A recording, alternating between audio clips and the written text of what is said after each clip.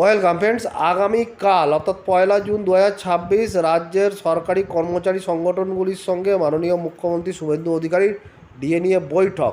তারা যে আজকে একটি আনন্দবাজার পত্রিকায় একটি আর্টিকেল প্রকাশিত হয়েছে, সেই মিটিং সংক্রান্ত আর্টিকেল, সেখানে কি আলোচনা হতে পারে, কারা ডাক পেয়েছে, অবশ্যই ভিডিওটি দেখে রাখুন, শেয়ার করুন, চ্যানেল নতুন হলে সাবস্ক্রাইব করুন। দেখুন এখানে কি বলা হচ্ছে। সোমবার নবান্নের ডিএ নিয়ে সরকারি কর্মচারী সংগঠনের সঙ্গে বৈঠকে বসছেন মুখ্যমন্ত্রী শুভেন্দু, আশায় কর্মচারী মহল। সপ্তাহের প্রথম দিন সোমবার মহার্ঘ ভাতা নিয়ে আলোচনা করতে মুখ্যমন্ত্রী শুভেন্দু অধিকারী সরকারি কর্মচারী সংগঠনগুলির সঙ্গে বৈঠকে বসছেন। প্রশাসন সূত্রে খবর, সংগ্রামী যৌথ মঞ্চ ছাড়া ওই বৈঠকে ডাক পেয়েছেন confederation of state government employees unity forum এবং পশ্চিমবঙ্গ সরকারি কর্মচারী পরিষদ।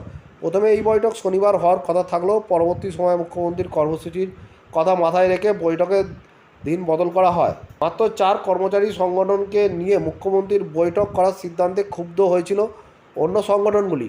পরে কোঅর্ডিনেশন কমিটির তরফে মুখ্যমন্ত্রীকে চিঠি দিয়ে বৈঠকে যোগদানের ইচ্ছা প্রকাশ করা হয়। তবে নবান্ন সূত্রের খবর, কোঅর্ডিনেশন কমিটিকে শেষ পর্যন্ত বৈঠকে ডাকা হচ্ছে না।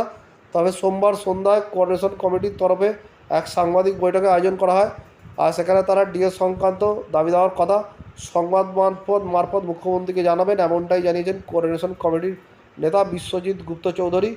তবে রাজ্য প্রশাসনের একটি সূত্র জানাচ্ছে, যারা ডিএ সংক্রান্ত বিষয় নিয়ে দীর্ঘদিন ধরে আদালতে আইনি লড়াই করেছিল, মূলত তাদের নেতৃত্বকে মুখ্যমন্ত্রী ওই বৈঠকে ডেকেছেন।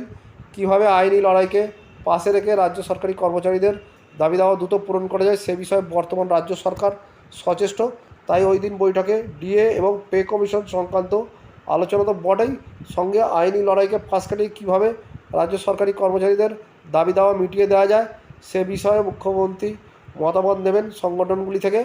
সংগ্রামী যৌথ মঞ্চের আহ্বায়ক ভাস্কর ঘোষ বলেন, নির্বাচনের আগে বকেয়া ডিএ নিয়ে মুখ্যমন্ত্রী রাজনৈতিক দল যে সমস্ত প্রতিশ্রুতি পূরণের ঘোষণা করেছিল, সেই সব প্রতিশ্রুতি পূরণের কথা আমরা বলবো। সঙ্গে সরকারি শূন্যপদে নিয়োগের বিষয়টিও আমরা আলোচনায় আনব। পাশাপাশি 2016 সালে এসএসসি পরীক্ষা প্রসঙ্গ মুখ্যমন্ত্রীর নজরে আনার চেষ্টা আমাদের।